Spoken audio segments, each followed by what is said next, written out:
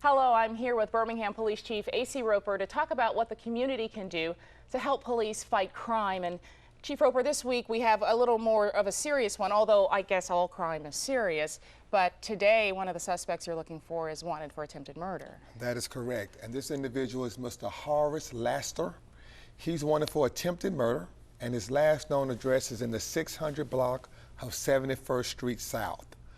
We also have Miss Keona Billups, who's wanted for theft of property first degree, and her last known address is in the 3800 block of Heatherbrook Road. And then finally, we have Mr. Martez Smith, who's wanted for robbery first degree.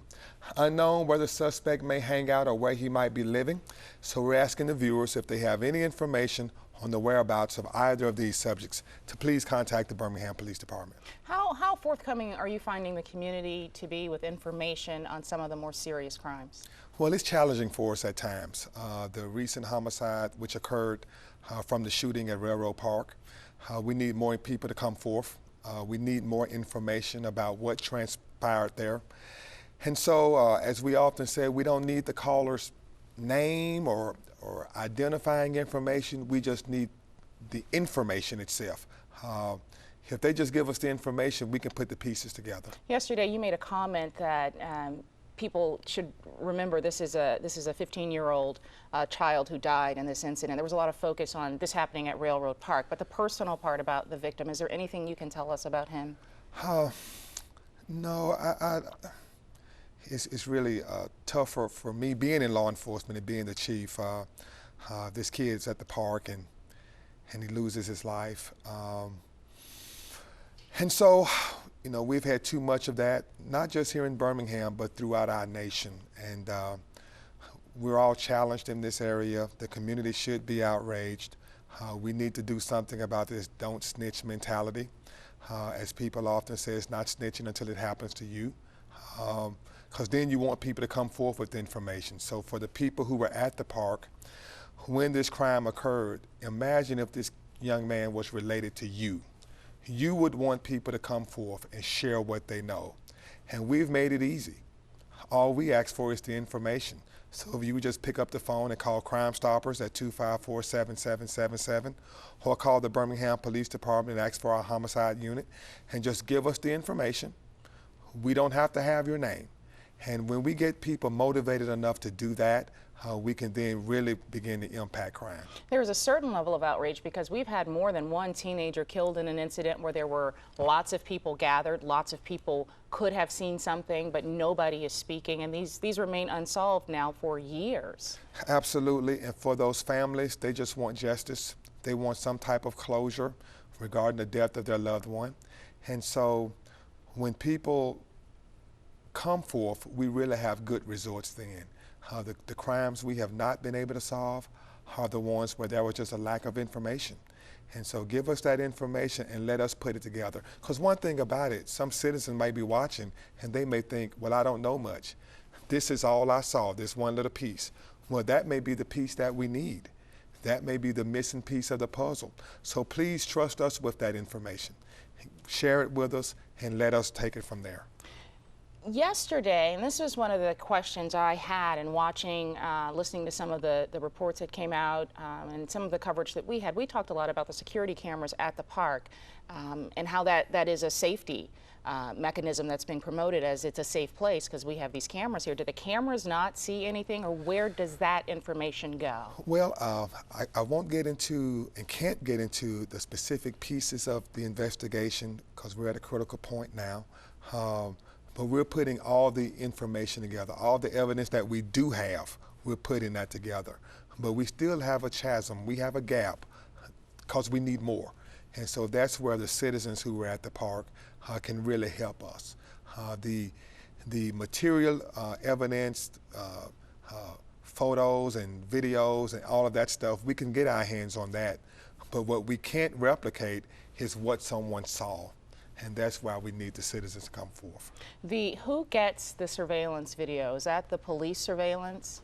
We end up with the video that we need, and even cameras that may belong to private businesses. Normally when we ask a business owner, it's our understanding you have a camera here. can we review that video and see if it picked up anything? Most business people will cooperate with us. And so as more cameras pop up in the city, we'll be doing more of that. But there's a lot of work to do on this case. We know that it hasn't even been 48 hours yet. So we understand we have a long way to go to solve it. We know that after 48 hours that things begin to happen and the ability to solve a crime, that critical 48-hour window. Do you feel that you're getting adequate information for a 48-hour period with a crime like this? No, we don't. We feel like there's still missing pieces out there. We know there's people out there who saw what happened, and trying to find them is like trying to find a needle in a haystack because of the number of people who were there. So that's why we need them to contact us. As we hear names, we'll go and try to find that person and try to determine exactly what they might have seen or heard. But it would be simpler, easier, because we can't chase everyone down. We need people to contact us. Two more questions on that. As far as those people who were there and what you can tell us about the status of the investigation, do you have any suspects? I really can't get into that. I really can't. We just need to work the case as far as we can and get the information that we need. To start talking about suspects and persons of interest would be premature right now. We're letting our investigators work the case because they're experienced. We're trying to make sure that their time is protected, that they're shielded while they just work the case and follow the leads. And we try not to be too much of a distraction to them. Let them do their jobs, and when there's a tipping point, they'll let us know.